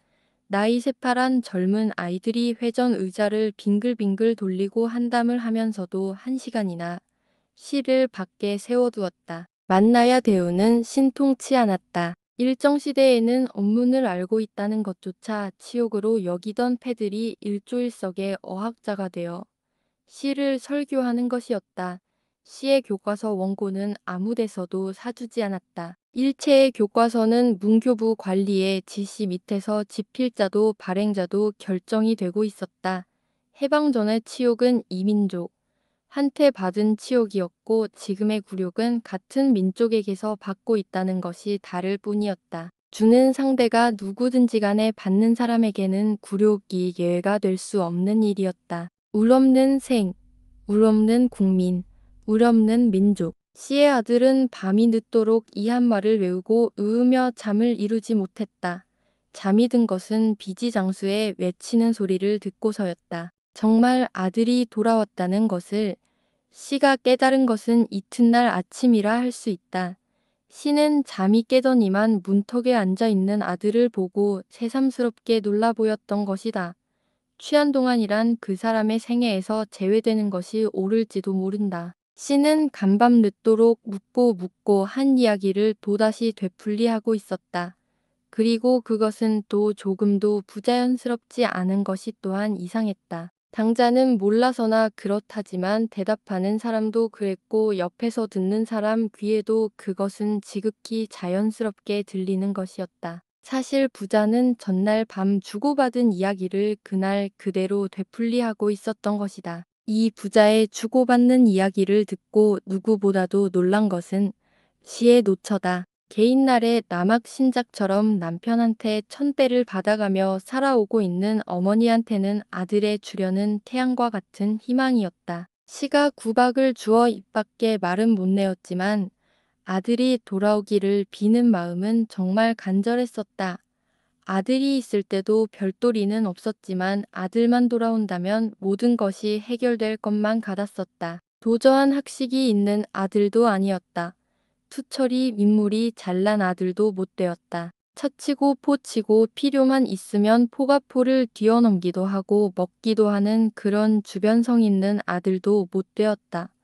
몸이 실해서 노동판에라도 벗어붙이고 나가서 땅땅 벌어다 어미아비를 먹여 살릴 체질도 기실은 못 되는 아들이었다. 그런 아들이었건만 늙은 어머니한테는 빛이요 힘이었다. 무능한 남편과 돌보아주지 않는 세상에서 바느질 품으로만 연명을 해가는 늙은 어머니한테 아들이란 어감만으로도 무한한 행복을 가져다 주었다. 아들이란 말 그 자체가 행복인 양 싶었다. 아들 소리를 해보는 순간만도 늙은 어머니는 기뻤고 행복스러웠다. 아들 말을 입에 낼 때는 벌써 눈물부터 흐른다. 그 아들이 돌아온 것이었다. 그 아들이 어머니 옆에서 살겠노라 돌아온 것이니 어찌 기쁘지 않았을까 보냐. 그러나 늙은 어머니는 놀라지 않을 수 없었다. 태훈이는 분명히 돌아왔다. 그러나 그것은 자기 아들이 아니었다. 자기 아들이 아닌 또 하나의 태훈이었다. 아들임에는 틀림이 없었다. 그러나 어머니가 바라던 아들은 아니었다. 어머니를 위해 줄 아들도 아니었다. 어머니를 찾아서 돌아온 아들도 아니었다. 잘 알아들을 수는 없었어도 이 아들은 제게 필요하다면 언제나 어머니를 배반할 아들임을 무식한 어머니였지만 눈치챌 수 있는 그런 내용의 이야기뿐이었다. 아들 이야기에 어머니는 놀랐고 아버지는 노했었다. 전 아버지가 무슨 미련으로 이 추잡한 땅에 남아 계시려는지 모르겠습니다. 북에서는 모든 학자가 최대의 우대를 받고 있습니다. 국가는 학자를 우대할 의무를 갖고 있습니다. 학자는 정부의 우대를 받을 권리를 보유하고 있습니다. 북에서는 무한대한 권력이 학자한테 부여되어 있는 것입니다. 묵묵히 듣고만 있던 시는 아들이 이 말에 정색을 하고 반문했던 것이다. 그러면 내게는 무슨 권한을 줄 수 있는 겐고. 아버지가 요구하시는 서재와 연구 자료를 무제한으로 드릴 수 있을 겝니다. 필요한 생활은 정부가 보장할 것입니다. 어머니는 정부 최고의 의학기술자의 치료를 받을 것입니다. 동생들은 도 한 푼의 학비도 내지 않고 지망하는 교육을 받을 수 있을 겝니다. 만일 아버지께서 필요하시다고만 하신다면 이 외외에도 무엇이나 드릴 수 있을 겝니다. 아들의 이 말에 시는 나직한 음성으로 물었던 것이다. 철창, 아니 교화소랬지? 거기 들어갈 권리도 주겠구나. 이 말소리는 그지없이 은근하였다. 그러나 그 은근한 맛은 맨 끝의 말에서 획 뒤집히었다. 주겠구나의 주자부터 시작된 시 특유의 앙칼진 음성은 맨 끝잔 하에서 노골하게 나타났다. 쇠갈고리로 긁어 잡아채는 듯 싶은 살깃띤 음향이 고요한 방 안에 쩌르렁 울리었다. 시 특유의 금속성인 음성은 긴 여음을 남기었다. 방 안, 아니 온 집안의 공기를 두고두고 이 여음이 지배를 했었다. 아들 태우는 어머니의 기대를 저버린 그 어떤 목적이 있는 눈치였다. 아침에 나가면 통금 시간이 일수요. 저녁거리가 없는 것을 보고 나간 사람이 4, 5일씩 얼굴도 안 비친다. 분명히 무능한 아버지를 대신하여 어머니를 돌보아주러 오지 않았다는 것을 늙은 어머니는 깨닫지 않으면 안 되었던 것이다. 남편 복이 있어야 자식 덕도 보는 법이야. 즈 아버지 닮지 않은 자식이 있다던가. 여인네의 마지막 무기인 체념이다. 이제는 마지막 희망도 사라지고 말았다. 이제 남은 길이란 남편도 믿지 말고 아들에게 기대도 말고 오직 자기 힘으로써 5가족의 목숨을 이어가야만 한다는 것뿐이었다. 시의 아내는 자기 몸뚱어리 그 어느 부분이 이 무거운 부담을 감당하는 데 이용이 되는가를 생각해보는 것이었다. 술만 먹는 남편과 공산당의 미친 아들과 중학교도 다니다만 탈과 체면도 없이 머거지라고만 하는 상태. 그리고 걸핏하면 다리가 쑤시는 병객인 자신의 목숨을 이어가는 데는 자기 육신의 그 어느 부분이 이를 감당할 수 있을 것인가. 여인은 자기의 학식을 생각해보는 것이다. 겨우 국문만을 아는 학문이었다. 학식이 없다면 배운 기능을 활용하는 수밖에 없었다. 여인은 자기가 가지고 있는 기능이 무엇인가 또 곰곰이 생각해보는 것이다. 바느질과 빨래, 밥짓기와 설음질이 그가 배운 기능의 전부였다. 밥 먹고 똥눌 줄 아는 사람이면 다 가진 재주가 아닌가? 이것으로 어찌 이 식구를 먹여 살린단 말인가? 여인은 이번에는 자기의 육신이 감당할 수 있는 노동을 궁리해보는 것이다. 날망부쩍도 쑤시는 달이었다. 힘찬 노동에는 엄두도 나진 않는다. 두부집 생각이 퍼뜩 머리에 떠오른다. 두부집은 지금의 시가족에게는 군정청보다도 고마운 존재였다. 찢어진 100원짜리 2장만 가져가도 비지를 한 냄비 주는 고마운 집이어서 시부인은 매일 한두 번은 꼭 들르는 집이다. 그 집에서 맷돌질할 사람을 구한다는 것이다. 또 한 가지 방법이 떠오른다. 이웃집 삼돌리 어머니한테 세탁소에 빨래를 갈라 받는 것이다. 이 밖에 시부인이 아는 돈벌이란 봉투를 붙이는 일이었다. 부인은 아니 시까지를 포함한 온 가족이 이 봉투 풀칠로 입에 풀칠을 한 경험이 한동안 있었던 것이다. 해방 전에도 있었지만 해방 후에도 보름 동안은 이 방법을 연명을 했던 것이다. 또 한 가지의 방법은 단련의 취직이었다. 그러나 그 어느 한 가지만으로서는 도저히 5식구가 연명할 도리가 없다. 결국은 부인이 지능을 짜낸 모든 방법이 활용되었다. 맷돌질이 주무였지만 빨래도 했고 삭바느질도 했고 틈이 나면 봉투도 붙이었다. 나머지 시간은 집주인한테 복기는 판이었다. 씨한테 대한 불평은 잘 시간을 갈라서 행해졌다. 대체로 이 양반이 사람인가. 씨 부인은 저녁을 굶고서도 코만 드르렁드르렁 골아대는 남편을 바라다 보면서 생각이었다. 온 식구가 저녁을 굶고 시름이 없어 하는데 한다는 소리가 막걸리 타령뿐이었다. 카페 계집들한테 집 한 돈을 툭툭 털어주고 난 뒤로는 어쩌자고 두문불출이다. 어쩌다 나갔다가는 물 한 모금 못 얻어먹고는 돌아와선 행수만 들이키는 생각을 하면 나갈까 겁도 나지만 죽치고 들어앉아서 궁상만 떠는 꼴을 볼라치면 참자면서도 눈에 쌍심지가 돋는 것이다. 핀잔을 주어도 응대도 없다. 구박을 해도 거들떠보는 법조차 없다. 어쩔 작정이냐고 오금을 박아야 들은 채도 않는다. 그러다가 매가 좀 눅지면 끽 한다는 소리가 이렇다. 여보, 한 잔 없소. 한 잔은커녕 반잔도 없어요. 그러지 마오. 임자도 남의 아내로 태어났으면 남편이 죽은 다음에야 막걸리 한 잔쯤은 더 놓지 않겠소? 나 죽은 다음엔 실소. 내 죽은 뒤엔 바라지도 않을 테니 죽은 셈치고 한 잔만 사오구려. 듣기 싫어요. 글쎄, 그러지 말래도 그러거든.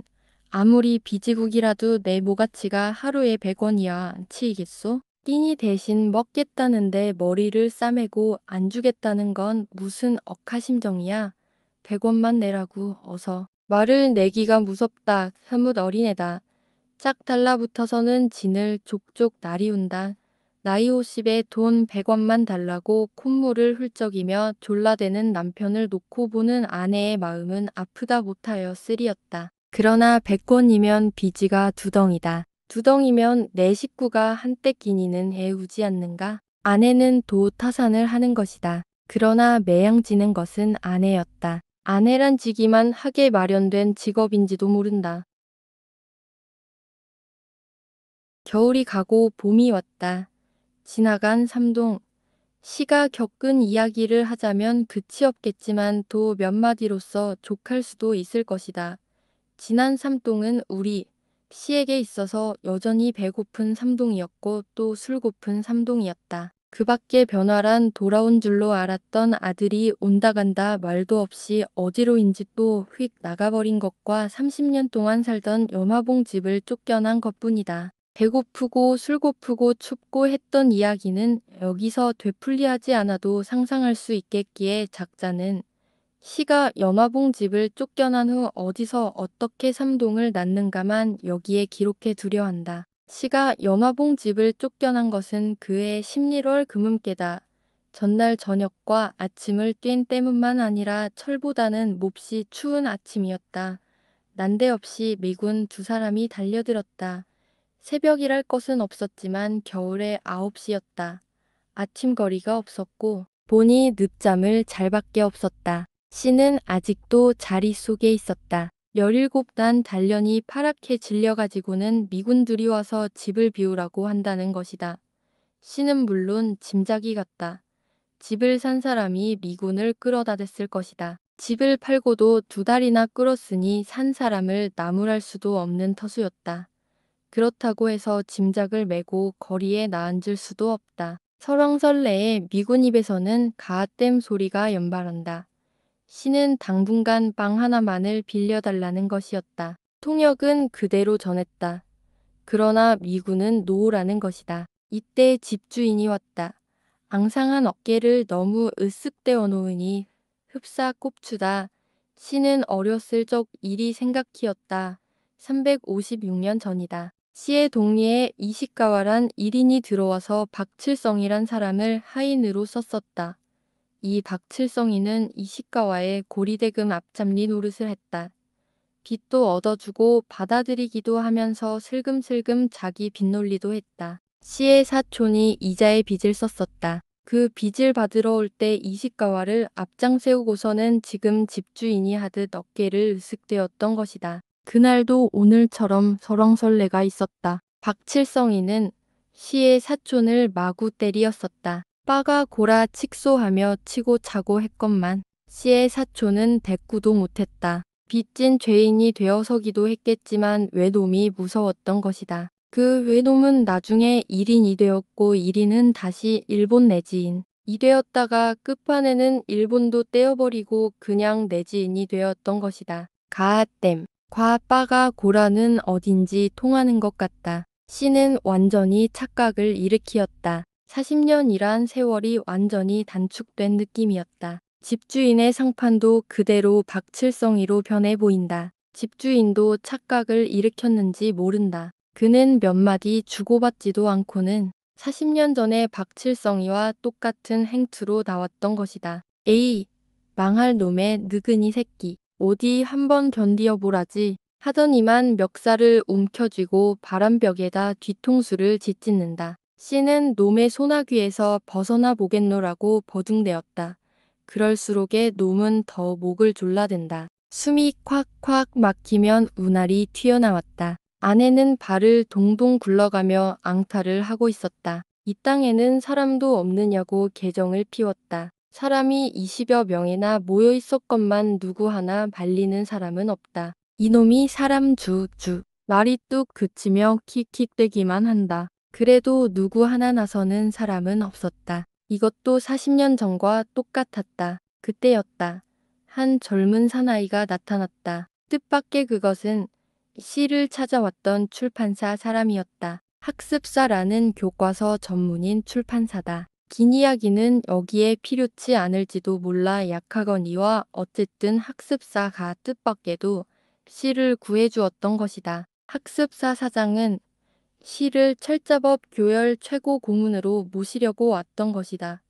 그러나 그 장면을 보고서는 훨씬 헐값으로 씨를 살 수 있다는 단정을 내리고 말았다. 교정부원이란 이름이었다. 어쨌든 씨는 직업이 생기었고 집이 생기었다. 책사 창고 한 귀퉁이에 붙은 헛간이었지만 길바닥은 아니다. 이사 비용도 선대를 해주었다. 무슨 돈이든 손에 쥐어졌고 보니 선술집을 그대로 지날 도리가 없다. 꼭 한 잔만 해야지. 씨는 종로 뒷골목 선술집으로 들어섰다. 저녁살도 팔아야겠고 시멘트 바닥이니 요도 마련을 해야 할 것이다. 쌀살 돈이라고 술을 안 줄 리도 만무다. 쌀살 돈이라고 술을 못 먹을 시도 아니었다. 한 잔만 주오. 무슨 잔으로 드릴 값쇼. 물어 못해 대포지. 씨는 뻑뻑 얼근 주모한테서 잔을 빼앗듯이 하여 입에다 들이붓는다. 넘어간다기보다 사뭇 뱃속에서 빨아들인다. 바다처럼 넓은 씨의 주량이다. 한 잔 술은 어디로 들어갔는지 알 길이 없다. 술을 먹은 기억조차도 흐리멍텅할 지경이었다. 씨는 잔을 놓았다. 차마 한 잔 더 달라는 말이 나오지 않아서 호주머니에 손을 넣는데 주모는 묻지도 않고 또 한 잔을 그득히 따라서 썩 내어 밀고 있다. 물론 씨는 주모가 둘째 잔 따르는 것을 보았었다. 그러나 막을 용기가 나지 않았다. 날 주자는 것은 아니겠지. 이렇게 생각했다. 그렇다고 주모가 따른 술이 자기 줄 술이라는 것을 물론 씨도 알고 있다.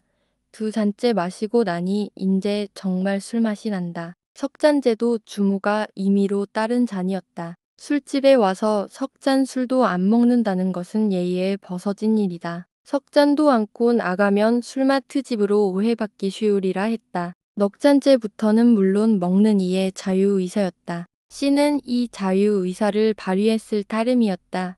씨는 기어코 10잔을 넘기고야 말았다. 이튿날은 일요일이었지만 씨는 8시에 끌리어 나가서 새파랗게 젊은 아이들 틈에 끼어서 깨알 같은 사전의 교정을 보았다. 이것이 씨가 50평생을 통하여 세 번째의 취직이었다. 넉 달이나 다녔으니 가장 긴 취직이기도 하다. 나 그만뒀지. 3월 초순 어느 날이다. 씨는 건화하여 들어오면서 풀쑥 아내 앞에다 내어던지었다. 아니, 그만두다뇨? 회살. 그럼 술을 그만둔 줄 알았습니까? 아니, 아무 마련도 없이 그만두면 어쩌실 작정이요? 응, 언제 그까짓 것 받아가지고 살았던가. 쌀단말 값. 그래도 없는 이보다 얼마나 낫다고. 거 쓸데없는 소리 마라. 옛말 그른데 없느니 산 입에 거미줄 칠까? 산 사람 입에 거미줄 친 것 마이 50평생 본 일이 없소. 당신도 못 봤겠지? 뭐네 취직했다고 지난 넉 달 동안 더 잘 산 것 있나? 해방 전이나 해방 후나 취직을 했을 때나 안 했을 때나 그저 그 시기 장식이었지. 뭔가 임잔 지난 넉 달을 내가 취직을 해서 월급으로 살았느니라 싶지만 그럼 취직 안 했을 땐 뭘로 살았는지 설명할 수 있던가? 월급 한 푼 없이 임자하고 산 것도 30년이나 되지 않소. 30년을 뭘로서 살아왔던지 암만 생각해도 모르리다. 마찬가지야. 아내는 어이가 없어 말도 못하고 있었다. 그러나 한편 그런 말을 듣고 나니 그렇기도 했다. 30년을 그 주태배기를 데리고 물려받은 유산 한 푼 없이 무엇을 먹고 입고 살아왔던지 생각할수록에 희한한 일이기도 하다. 그렇다고 남편이나 자기가 나쁜 짓을 한 적이 있었던가 하면 그런 일도 없었다.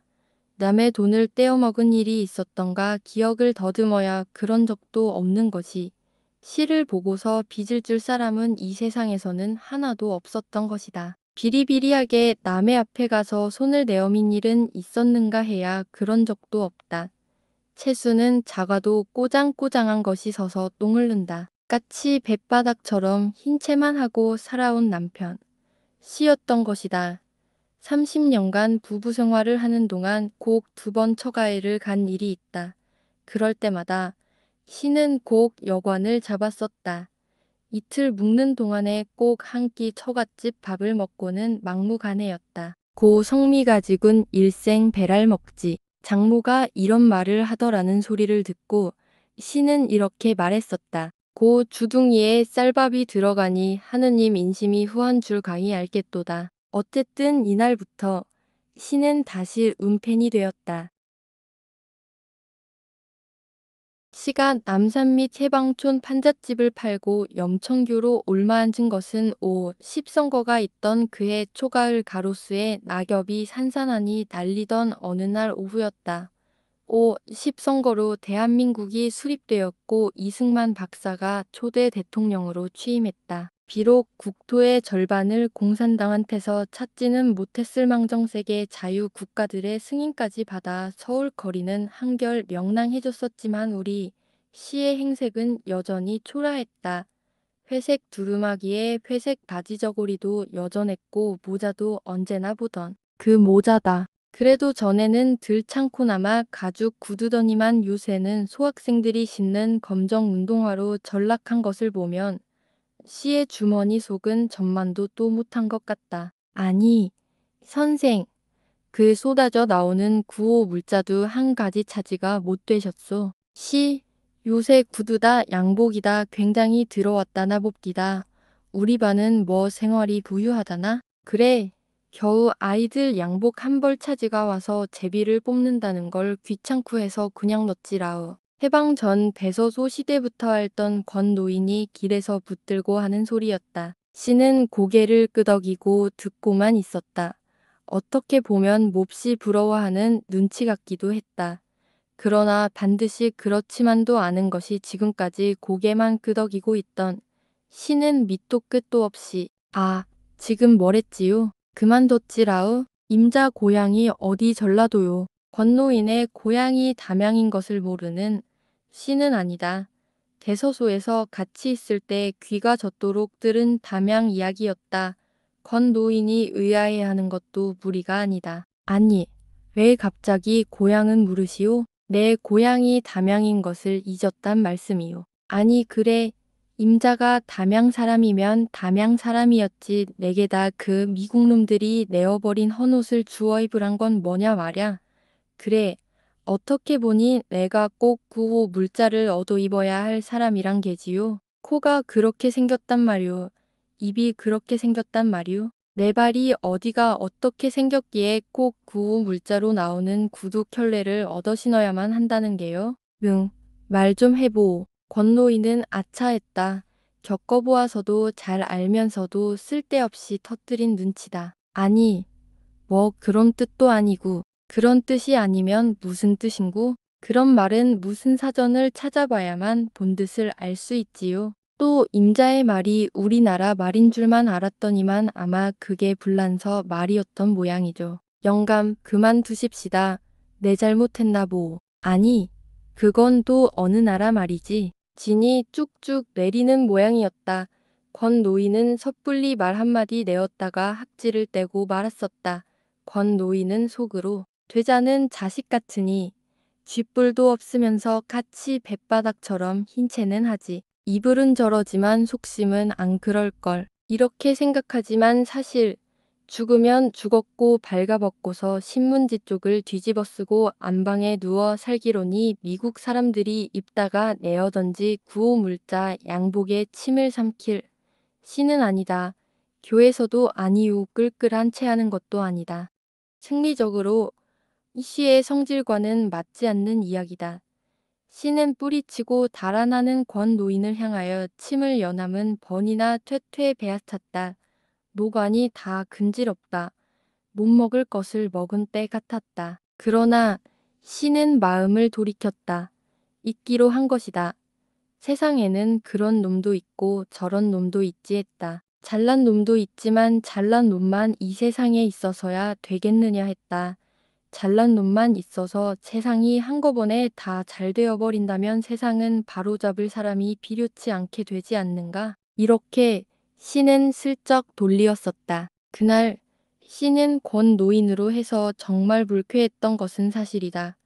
그러나 권 노인도 우리 씨를 온종일 불쾌하게만은 만들지 않았었다. 불쾌하게 한 대신 무한한 즐거움. 권 노인은 촐촐해하는 우리 씨한테 술대접을 해주었던 것이다. 마침 그날 씨의 주머니 속에는 3만 원 돈이 들어있었다. 헬림이라는 고서를 파는 서점에 백사집 한 지를 소개해서 팔아준 일이 있었다. 물론 구문을 먹기 위해서 한 노릇은 아니었다. 씨의 친구요. 씨와 어깨를 겨룰 수 있는 애미라는 한학자가 백사집을 구하지 못해서 애를 쓰던 길이요. 우연히 말끝에 한림 서점의 주인이 백사집을 사고는 싶으나 구매자가 나설 것 같지 않아서 선뜻 사오지를 못한다는 말이 났던 것이다. 원매자만 있으면 10만 원 하나는 문제없이 떨어진다는 것이다. 그래서 앞뒤는 다 짜놓고서 한 일이었는데 서점 주인은 돈을 다 받고도 시치밀뚝 땄던 것이다. 알고 보니 사기는 싸게 샀고 값도 비싸게 받았었다. 백사집에서만 15만 원이 하루 사이에 떨어졌다는 것이다. 23일 내로 한번 들르십시오. 돈은 받았지만 급전이 몰려서 우선 틀어막느라고 다 썼습니다. 그런 걸 바라신 건 아니시지만 애기들 과자나 사다 주시지요. 물론 처음에는 그런 돈을 받을 생각은 털끝만큼도 갖지 않았었다. 그날 돈을 내준데도 받지 않았을 시였었다. 그러나 그날 저녁 댐쟁이 영감쟁이한테서 이삿조로 해서 늙은 아내가 욕을 당한 것을 보고는 그래도 있을 수가 없었다. 그래서 백사집 이야기를 하고 23일만 참으라 한 것이었다. 물론 그 23일이 열흘이나 지나서지만 일금 3만 원을 받았던 것이다. 그 3만 원이 지금 시의 주머니 속에 들어있는 것이다. 어둡기까지는 않았지만 점심 요기조차 못한 시에게는 역시 촐촐한 회로였다. 그는 몇 번이나 술집 앞에서 망설이었었다. 그러나 역시 써서는 안 될 돈이었다. 시는 목 안이 타는 것을 억지로 참았다. 밥티가 동실동실 뜨는 뽀얀 동동주를 한 사발 쭉 들이킬 때의 흥겨움을 억제한다는 것은 시에게 있어서 커다란 고통이었다. 그러나 일시 목을 축이고 밤늦도록 늙은 땜쟁리한테 들볶일 생각을 하면 역시 술이 목에 넘어가지 않았다. 그래서 꿀꺽 참고 가던 길이었다. 에잇, 고연놈의 늙은 녀석. 날 보고서 구호 물자 구두를 얻어 신으라고? 구호 물자 양복대기를 얻어 걸치라고? 추한 놈, 비루한 놈. 그래, 내가 제놈 눈엔 끽 그밖에 안 보이더란 말이지. 구호 물자로 온 헌 양복대기나 구두짝에 눈이 어두운 괘씸한 놈. 제 나라 옷 입고 거지 노릇하기도 원통한데 미국 거지가 되란 말이지. 그래, 그놈이 날 어떻게 보고서 하는 말일까? 나를, 에잇, 방정 맞은 놈. 씨는 이렇게 붕괴하며 걷고 있었다. 그러고는 이렇게 말을 끝맺었다. 에라, 불쾌한데 술이나 한잔하리라. 그 권간놈만 안 만났더면 그대로 가졌는가. 하지만 그런 소리를 듣고서야 어디 비위가 뒤돌아서 불쾌해. 시가 이렇게 중얼거리며 발을 멈추는데 마침 술집 앞이었다. 술집 앞이라서 더 분이 터졌었던지도 모르기는 한 일이다. 시는 간판을 쳐다보았다. 만생옥이었다. 은주는 없어도 술 많은 진국을 주는 집이었다. 에이, 괘씸한 놈. 그놈 권가놈이 기어코 남의 비위를 뒤집어 놓고야 말았거든. 에이, 퇴퇴퇴. 씨는 만생옥 배폭을 들치고 쑥 들어갔었고 또 그곳에서 권노인과 같이 어울리었었다. 씨가 염청교로 자리를 옮긴 것도 2, 3만 원 조건 때문이었다. 그 돈조로 해서 늙은 땜쟁이와 시 아내와의 사이에 대판 싸움이 벌어졌고 그 싸움의 여독이 기었고 시한테 미치고 말았던 것이다. 땜장이와 싸움을 한 지 열흘째나 서로 말도 않고 있을 무렵에 어느 날 새벽에 난데없는 젊은 사람들이 와서 시를 앞뒤로 결박을 지워 어디론지 끌고 가버리고 말았던 것이다. 그 젊은 사람들이 형사요 그가 가는 곳이 경찰서라는 것을 안 것도 유치장에 들어가서였다.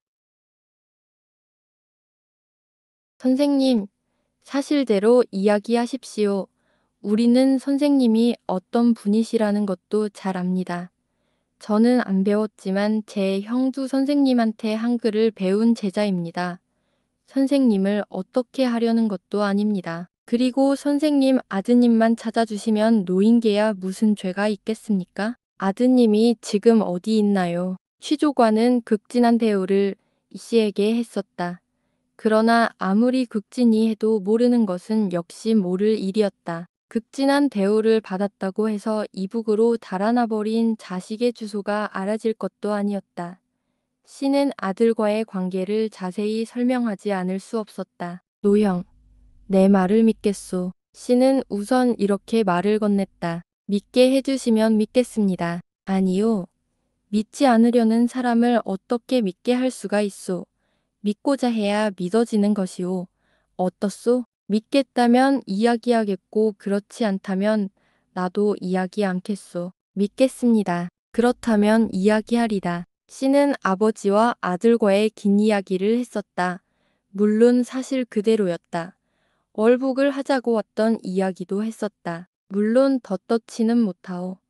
남의 자식과 달라 조국의 화살을 겨누는 그런 자식을 둔 것은 정녕 아비의 죄이겠지요. 그러나 품에서 벗어난 자식이라 이제는 손이 안 닿는구려. 선생님이 지금도 연락이 있다는 사실을 다 알고 있습니다. 바로 요 달포 전에도 하룻밤 자고 간 일이 있을 것입니다. 아, 그 일 말이오. 하고 씨는 그제서야 이것이 모두 땜장리의 무고인 것을 깨달았었다. 씨 집에서는 사고 싸고 해였었지만 땜장리네 할머니가 눈치를 챈 모양이었다. 말은 그렇지만 사이가 좋았었으니 늙은 할멈들끼리 주고받고 했었는지도 모를 일이었다. 어쨌든 댐장리네가 씨한테 월북한 아들이 있다는 것을 알고 있었다. 그러나 아들이 왔다 갔다는 것은 거짓말이었다. 아들이 왔다 간 것이 아니라 아들의 동지라는 젊은 아이가 하룻밤 찾아와서 아들의 정갈이라면서 기어코 찾아뵙고 오래서 들렀다고 하며 선생님, 저를 달아서 가시지요. 이렇게 권해주기도 했었다. 바닷물 생선이 민물에서도 살던가 말이야. 제놈이나 좋은 데서 잘 살라고 그러오. 그 박모시라는 청년이 1시간가량 들러간 일이 있었다. 그 이야기를 댐장리 영감이 이렇게 무고를 한 것이 분명했다. 그러나 그것이 밝혀지기까지에는 만 2주일이나 걸렸었다. 씨는 그날 새벽 석방이 되어 남산 및 해방촌 판잣집으로 돌아오던 길에 구리개 어귀에서 권 노인을 만났었다. 9.5 물자 사건 이후로 처음 만나는 권 노인이었다. 원래 깊은 감정이 있는 사이도 아니었지만 사람을 그리우다 나온 터라 씨도 마음으로 반기였다. 아니, 무슨 볼일이 있기에 이렇게 꼭두새벽부터 하고 씨가 말도 마치기 전에 덮어놓고 갑시다 한다. 어디 급한 일이나 계시오. 지금 볼일을 보고 집으로 가는 길이지. 그럼 됐소이다. 오늘 아침인 아우진갑인데 영감 꼭 매시고 오라고 그럽디다만 어디 댁을 알아야지. 참 바른 기시오. 마침 이렇게 공교롭게만 한다니. 집에서 궁금해할 것을 생각하면 곧장 뿌리치고 가고도 싶었다. 그러나 그런 이야기가 뭐 좋은 이야기라고 하려도 싶었고 주객이 끄는데 뿌리치며 곧 구호 물자 이야기를 계집처럼 속에 넣고 있느니 오해를 살 것도 같다. 가볼까? 개씨도 오랜만이고 마음에 싫지도 않다. 가십시다. 내 아흔 요새 괜치 않아요. 미군 부대에 쓰레기를 도맡아서 하지라우요. 쓰레기 속에서 별것이 다 나온답디다. 수지 톡톡히 맞는 모양이에요. 갑시다. 아니야. 역시 가보아야 되겠소. 기실나 아들 조건으로 경찰서에서 나오는 길이오. 저런. 나 가오. 또 만납시다. 씨는 벌써 저만큼 걷고 있었다. 두부 비지쯤으로 때우면 데웠지 미국 사람들 쓰레기 속에서 나오는 술이야 체면상 먹을 수 있을까 보냐 하는 심사에서다. 씨가 집에 돌아와 보니 이삿짐을 꾸리느라고 법석들이다. 빨갱이 아들을 둔 집이라고 하도 뒷공론이 많기도 하려니와 누구보다도 반장이 우리 반에 명예손상을 시킨다고 술이 취해 와서는 등살을 피는 통에 배겨낼 재간이 없다는 것이다. 그래, 어디로 간다는 게요. 씨는 어이가 없었다. 치장이 갑자기 그리워진다. 주먹밥일망정 제끼니는 찾아주었고 좁고 빈대는 있을 값에 얼탄 방도 있었다. 때가 되니 끼니 걱정이 있을까? 누가 자기 보고 쌀, 나무 걱정을 하나. 씨는 유치장 안에서 차라리 온 집안이 빨갱이가 되어서 다 들어와 버렸더라면 집 걱정도 없을 것이요.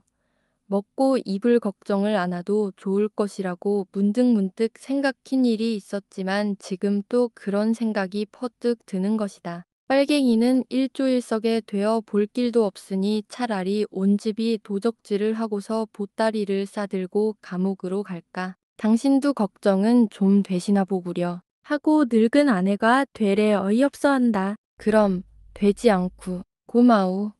말씀만 들어도 감사하오. 뭐 집 속에 살라고 마련인데 이까짓 집 아니면 집 없겠소. 어서 벗으시고 세수나 하세요. 내 저 아래 좀 내려갔다 올 게니. 세수를 하고 있으려니 아내가 술 한 병을 사들고 들어온다. 아내는 늙어도 역시 고마운 존재다 싶었다. 씨는 반주를 해서 늦조반을 마치고 짐 싸는 것을 거들어 구루마 뒤를 밀고 나섰다. 아내와 딸려는 남이 본다고 주장질을 한다. 보겠으며 보라지. 왜 대순가. 씨는 혼자서 중얼거린다. 이사할 집이라고 당도해보니 이것은 사문난각이다. 밤우동을 파는 구루마보다 크대야 얼마 커 보이지 않는 판자떼기를 얽은 집이다. 다다미 서너 쪽이나 깔릴까 말까 한방 한 칸이 있고 조그만 토방에 긴 책상 한 개와 역시 긴 걸상 한 틀이 놓여 있는 것을 보면 지금도 사람이 살고 있는 형편이다. 판자에 빈대떡이라고 붙은 품이 음식을 팔던 집인 모양이다. 아니, 뭐 장사할 예정이오. 그럼 어떻게 해요? 빈대떡이라도 구워 팔아 식구와 연명이나 해야지 않겠어요. 말만한 계집애는 어쩐다오. 걘 노량으로 보내기로 했어요. 노량이라면 외육촌 집이었다. 씨는 밝은 접도 아는 채 10년을 살아왔건만 같은 나이 또래가 있어 딸년과는 확내가 작기도 했었다. 이사도 그렇고 빈대떡 장사도 그렇고 계집애를 내어보낸다는 것도 씨한테는 어느 것 한 가지 달가운 것이 없다. 그러나 그렇다고 흰 채만 할 수도 없었다. 이제는 콩으로 매주를 쓴다 해도 고지 들어주지 않는 아내다. 이사를 끝마치곤 아도 아직 해가 있었다. 아내는 구공탄을 피운다.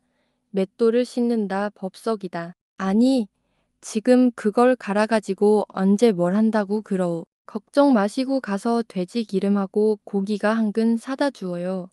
새벽부터 갈아놓은 것도 있고 옳지 참치자도 몇 개 사다 주시고 씨는 신세가 따분해졌느니라 속으로 한숨을 쉬면서도 아내한테서 돈을 받아들고 남문 안으로 들어섰다. 남대문안 로터리를 건너서 장안으로 들어서려 할 즈음이다. 깍듯이 인사를 하는 청년이 있었다. 청년이라기보다 작년에 든 나이였다. 노영인이시지. 저 선생님께 배운 제자입니다. 내게서 뭐 술 먹는 법 배웠나? 원, 천만에요. 아, 옳지. 업문을 배웠겠군 그랴. 상대가 누구든 장소가 어떻든 한번 고집지 않고서는 견디지 못하는 시이기도 하다. 고기는 씹어야 맛이 나고 말은 해야 맛이라 하지만 씨는 말도 씹지 않으면 맛이 안 나는 모양이다. 그래, 노형인에게 무엇을 배웠기로서니 지나치면 그만이겠지. 오 십선거도 끝났겄다. 뭔가. 네, 오 십선거는 끝나지 않았는가. 아, 끝나기만 합니까? 벌써. 아 글쎄. 그렇기에 말야. 난데없는 오 십선거 이야기가 이 청년한테 통할 리가 만무한 일이다. 뭐 내게 할 이야기가 있어? 없으면 가겠고. 씨가 한 발자국 옮기는데 청년은 가로막듯이 씨를 붙들어 지금 베어떼서가 아니라 선생님이 계신 곳을 무척 찾았습니다. 학교로 물어보아도 모른다 하고 신문사로 수소문을 해보아도 모르겠다는군요. 그래, 단념을 하고 있던 길입니다. 단념이란 게 뭘? 아 참, 저 방송국에 있습니다. 선생님은 잊으셨겠지만 저 윤화수올시다. 보성을 나왔습니다. 그래, 길에서 말씀드릴 수는 없고 어디 여기 잣집 같은 것이 없나? 원, 없겠군. 여긴. 윤청년은 망설이다가 시를 남이록으로 모시는 것이었다. 청년 시대부터는 교수 시간에 약이라면서 소주나 배갈를 물 대신 따라 마시던 시다. 듣기 좋게 꾸미어댄 말이 아니라 윤 제자는 정말 스승의 행방을 찾았던 모양이다. 뜻밖의 용건이란 두 가지나 된다. 두 가지가 다 씨한테는 바라던 일이었다. 용건의 하나는 윤군이 받아보고 있는 취미 방송이었고 다른 한 가지는 중학생을 표준한 어려운 우리말을 풀어서 국어 사전을 만들어 달라는 것. 방송 이야기는 공적인 부탁이요. 사전은 자기의 장인이 출판사를 하고 있어 그런 계획을 세우고 필자를 구하던 중이라는 것. 첫째는 난 않겠소. 그러나 둘째 것은 맡아도 좋겠지. 공무상 제겐 첫째가 더 중요합니다만. 그럼 둘 다 그만두기로 합시다. 술밖에 모르는 사람이 무슨 취미 강좌를 하겠소? 술주정한 이야기나 하라면 모르되 취미가 아닙니다. 학술 강좌입니다.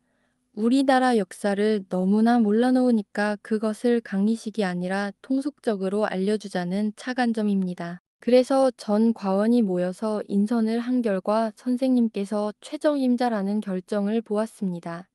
그래 벌써 달포째나 각 방면으로 연락 중에 있었습니다. 여기 연락편지도 가지고 있습니다. 윤청년은 편지를 내어 보인다.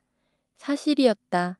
술기도 있었지만 한 번이 아니고 일주일에 한 번씩 10회를 연다는 것이다. 보수도 생각더니보다는 많았다. 술이 거나하게 취하자 시도 승낙을 하고 말았다. 윤군 덕분에 해방 후 처음으로 내가 가장 노릇을 해보나 보이. 기실은 오늘 빈대떡이나 구워 팔까 하고 치자를 사러 나온 길이야. 치자를. 그날은 이 정도에서 이야기를 끝내고 만취가 되게 술을 마시고 돼지고기 값으로 씨는 윤군한테 술 한 병을 내기도 했다. 집에 돌아오니 11시다. 아내는 앉은 채 자고 있었다. 씨가 첫 방송을 하던 날은 대안인 가을비가 쏟아졌다. 바람까지 세차다. 방송국에서는 시간 맞추어 차를 보내고 대기하고 있었다. 방송 시간 5분 전에야 차가 돌아왔으나 씨가 안 계시더라는 것이었다. 방송국이 발칵 뒤집혀졌다. 정각이 되어도 소식이 없다. 알아볼 길도 없었다. 레코드 한 장 틀어놓지. 그러기로 했다. 레코드가 끝이 나도 씨는 보이지 않았다. 혹시나 잊었을까 싶어서 오늘 아침에도 연락을 해두었던 것이다. 아침에는 윤군이 직접 시집을 찾아가서 전달을 했고 보니 틀림이 있을 리 만무하다. 그 시각에 씨는 역시 술집에 있었다. 한림 서점 주인과 어울린 것이었다. 씨가 한림을 찾아간 것은 3시가 지나서였다. 잡담을 하고 있노라니 주태백이 시인 유성수가 덜렁덜렁 들어왔었다. 역시 초올초올한 것이 두 어깨가 축 늘어졌다. 초올초올하군. 주태백이가 말을 꺼내자 모두 회들이동했다. 비빌 대라고는 역시 한림밖에 없었다. 사오느니 마느니 하다가 상술집으로 몰려갔다. 상점에서 한두 병 받아다 먹었으면 부비도 덜 나련만 한림은 산전수전 다 겪은 사람이다. 파리가 꼬여 술집보다도 더 비싸게 치일 위험성이 있었던 것이다. 우리 꼭 석찬식만 하자고. 한림의 말이었다. 석잔이면 고옥 좋지. 난 오늘 방송국에 가야 할 일이 있어. 석잔이면 똑 차아마니. 그러나 석잔은 넉 잔이 되었다. 한 되가 두 되가 되고 석 되가 되었다. 이야기도 벌어졌고 날도 저물어오고 있었다. 정말 이제부터 술을 먹을 시간이었다. 난 그만해. 오늘 방송이 있어. 5시에는 무슨 일이 있든지 일어나야 해. 그러나 손을 먼저 내어 미는 것도 시다. 시간 생활을 해본 지도 오랜 시다. 지금 몇 시나 됐지. 아직 1시간이나 있소. 한림이 철도국용 회중시계를 꺼내보며 술을 또 권한다. 1시간이란 거짓말이다. 씨도 술을 남기고는 일어나기 싫었다. 좀 늦으면 대순가 다른 건 먼저 하겠지. 씨가 그래도 시간 후 5분 만에 방송국에 닿았다는 것은 기적이 아닐 수 없었다.